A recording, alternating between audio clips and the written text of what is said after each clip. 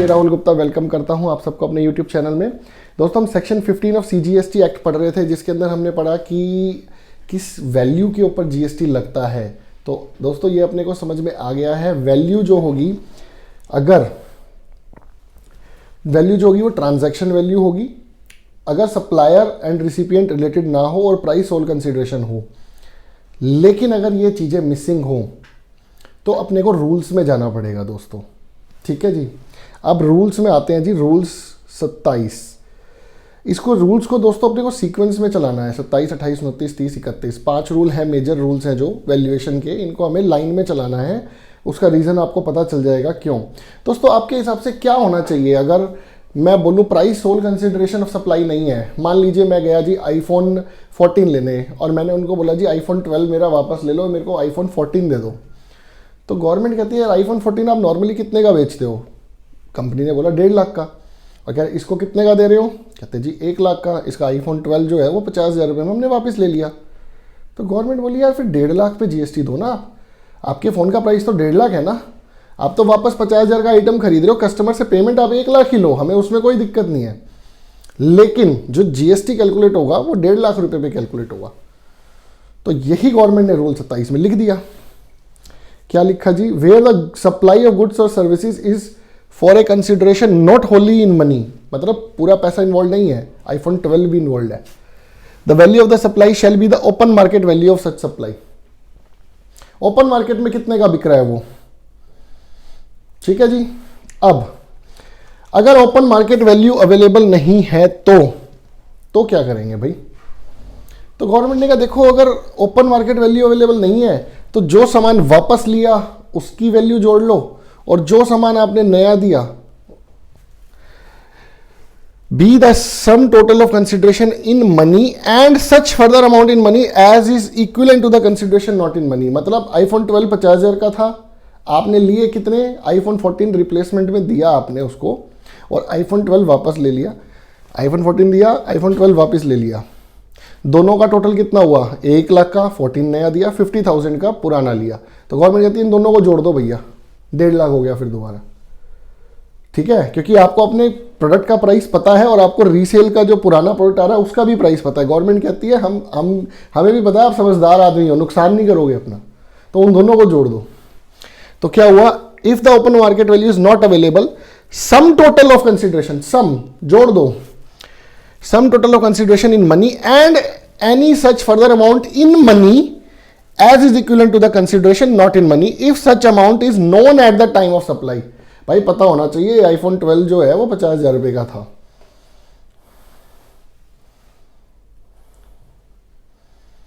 अच्छा, इसके अंदर एक एग्जाम्पल बहुत अच्छा दिया हुआ है दोस्तों हमने, इससे आपको और अच्छे से क्लैरिटी आ जाएगी। सपोज हमने लैपटॉप लिया, लैपटॉप के साथ एक प्रिंटर फ्री दे दिया और प्रिंटर नॉर्मली मार्केट में 4,000 रुपये का बिकता है। तो गवर्नमेंट कहती है भैया लैपटॉप प्लस प्रिंटर दोनों का प्राइस टोटल कर दो। Where laptop is supplied for 40,000 rupees along with the barter of a printer that is manufactured by the recipient.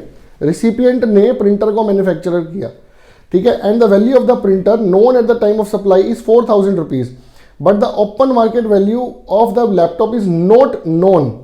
The value of the supply of laptop is 44,000 rupees. ठीक है दोस्तों, जोड़ दिया दोनों को, सिंपल है बिल्कुल। अब भाई एक और दिक्कत आ गई, कहते हैं सर इन दोनों से ही नहीं निकाल पा रहे हम तो गवर्नमेंट कहती है आगे बढ़ो भाई, be the value of supply of goods और services both of like kind and quality. अब लाइक काइंड एंड क्वालिटी ये क्या चक्कर है? लाइक काइंड एंड क्वालिटी के अंदर क्या चक्कर है दोस्तों कि आपने लिया एमडीएच का मसाला, अब एमडीएच के मसाले का प्राइस आप नहीं निकाल पा रहे हो, तो गवर्नमेंट कहती है भैया एवरेस्ट का भी तो मसाला मिलता जुलता सही है, तो एवरेस्ट के मसाले का जो प्राइस है वही आप ले लो एमडीएच के मसाले का price. It's just an example दोस्तों, इन दोनों को मैं कहीं पे कोऑर्डिनेट नहीं कर रहा हूँ, मैं जस्ट आपको एग्जांपल बता रहा हूँ। गवर्नमेंट कह रही है value of supply of goods और services both of like kind and quality, उससे मिलता जुलता काइंड या क्वालिटी का ले लो। अब वो कहते हैं जी ऐसा कोई प्रोडक्ट भी अवेलेबल नहीं है, हमने तो बिल्कुल ही नया प्रोडक्ट बना दिया और उसका प्राइस हमें डिसाइड करना ही नहीं आ रहा, किसके ऊपर जीएसटी लगाए। तो गवर्नमेंट कहती है भाई if the value is not determine under ABC, line में चलना है, पहले ए लगाओ फिर बी लगाओ फिर सी लगाओ। B the sum total of consideration in money, जो पैसा लिया वो, plus and such further amount in money that is equivalent to consideration not in money as determined by the application of rule 30 और 31 in that order। मतलब पहले 30 लगाना है फिर 31 लगाना है। ठीक है दोस्तों, आइए अब 30 और 31 सीखते हैं। पहले 30, value of supply of goods और सर्विसेज और बोथ बेस्ड ऑन कॉस्ट। यार अब गवर्नमेंट कह रही है, अब क्या करें, आपने तो कंफ्यूज कर दिया है। आप कहते हो ना तो हमें ओपन मार्केट प्राइस पता इस गुड का, ना हमें लाइक काइंड एंड क्वालिटी पता। सॉरी, बीच में पहले एक और था ना पॉइंट अपना, वो जिसके अंदर अब लैपटॉप और प्रिंटर था, दोनों का टोटल भी नहीं पता चल रहा हमें, और हमें लाइक काइंड एंड क्वालिटी भी नहीं पता चल रहा। 3 मेजर पैरामीटर है। इसके बाद गवर्नमेंट कहती है भैया एक काम करो, फिर जो आपकी कॉस्ट है ना उसके ऊपर 10% जोड़ दो। 110% of cost of production, 110% of the cost of production और मैन्युफैक्चर, और the cost of acquisition of such goods, और the cost of provision of such service. सीधा 110% कर दो। अब हम और दिमाग नहीं चला सकते। गवर्नमेंट ने यहाँ पे आके अस्त्र शस्त्र गिर दिए, भैया जो आपकी कॉस्ट है उसमें 10% जोड़ दो। ठीक है जी। अगर 30 भी नहीं लग पाता किसी कारणवश, 31 पे आ जाते हैं। रेजिडुअल मेथड, बस भाई ये तो बिल्कुल अंत हो गया, इसके बाद कुछ नहीं बचा। इसके अंदर क्या बोला गवर्नमेंट ने, अगर रूल 27 से 30 में वैल्यू नहीं डिटरमिन कर पा रहे हो तो it shall be determine using reasonable means. भाई अपने दिमाग से जो आपको ठीक लगे, जनरल प्रिंसिपल्स फॉलो कर लेना। कल को असेसमेंट लगेगी तो जस्टिफाई कर देना कि भैया आपने इस रूल के तहत अपनी वैल्यूएशन की थी, या ये आपने रूल लगाया, ये आपने माइंड लगाया और ये वैल्यूएशन आपकी बनती है। फिर अगर कोई केस उठा, असेसमेंट लगी, डिमांड बनी, तो अपील में डिसाइड होगी। ठीक है, क्योंकि आप अपने हिसाब से कर रहे हो, आपको इतने सारे रूल दिए, आप कह रहे हैं मेरे से तो कैलकुलेट हो ही नहीं रहा। नॉर्मली 99% केसेस में दोस्तों कैलकुलेट हो जाता है, 1% केसेस में नहीं हो पाता। उसमें भी कॉस्ट ऑफ प्रोडक्शन हर बंदा अपनी निकाल सकता है। ठीक है, तो 110% कॉस्ट ऑफ प्रोडक्शन वाला भी एक रूल है। अगर उससे भी नहीं निकाल पा रहे हो तो reasonable means, consistent, general principles ले लेना। In case of supply of services the supplier में opt for this rule. Supply of service के अंदर सीधा आप 31 भी जा सकते हो, 30 को इग्नोर करके। क्यों?